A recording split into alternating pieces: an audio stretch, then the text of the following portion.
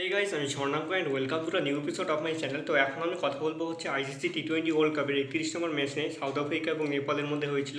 তো এখানে খুব স্বাভাবিকভাবে আমরা জানি যে নেপাল কতটা নর্মাল টিম এবং সাউথ আফ্রিকা কতটা দুর্ধর্ষ টিম, এবং চরম দুর্ধর্ষ নিউজিল্যান্ড, অস্ট্রেলিয়া, সাউথ আফ্রিকা প্রত্যেককে আমরা মনে করি। এবং যতদিন থেকে ক্রিকেট খেলাকে আমরা দেখেছি ততদিন থেকে খুব দুর্ধর্ষ প্রত্যেকটা টিমই যাদের নাম করলাম। তো এখানে যে জিনিসটা হওয়ার কথা ছিল তার থেকে অনেক বেশি থ্রিলিং ব্যাপারটা হয়েছে। 15ই জুন গ্রুপ ডি এর ম্যাচ ছিল, সেটা প্রথমে ব্যাট করতে নেমেছিল হচ্ছে সাউথ আফ্রিকা। তারা 20 ওভার খেলে 115 রান করে 7 উইকেটে। আমি ভেবেছিলাম তারা কমপক্ষে 200 রান করবে এবং তার থেকে অনেক বেশি রান হতে পারে, কিন্তু সেটা হয়নি। নেপাল কিন্তু চরম রকম ফিল্ডিং এবং বোলিং করেছে। সাউথ আফ্রিকার কুইন্টন ডিকক 10 রান করে, রেজা করে 43 রান, মাকরাম করে 27 রান এবং খ্রিস্টান 27 রান করে, মাকরাম 15 রান করে। এবং নেপালের হয়ে দীপেন্দ্রনাথ 3টে উইকেট, কুশল নারায়ণ 4টে উইকেট।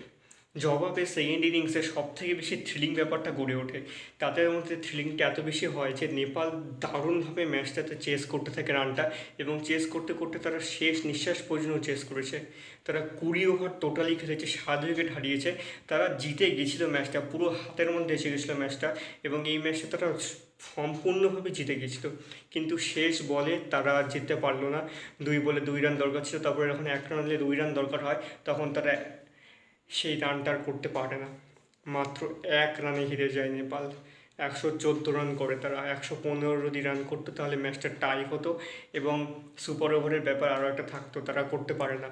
নেপালের কুশল করেন 13 রান, আসিফ করেন 42 রান, রোহিত ক্যাপ্টেন ডাক পাঞ্চিতেন এবং অনিল করেন 27 রান, এবং তাবরাইশ 4টা উইকেট নেন সাউথ আফ্রিকার।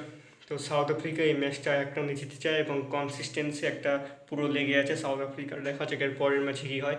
তবে এটা কিন্তু আরও একটা থ্রিলিং ম্যাচ হলো সাউথ আফ্রিকার পক্ষে, এবং অবশ্যই টি20 ওয়ার্ল্ড কাপের। তো এই ছিল আজকের ভিডিও। তোমাদের ম্যাচটা কেমন লেগেছে অবশ্যই কমেন্ট করে জানিও, আর আমার এই ভিডিওটা ভালো লেগে থাকলে অবশ্যই চ্যানেলটিকে সাবস্ক্রাইব করে দিও।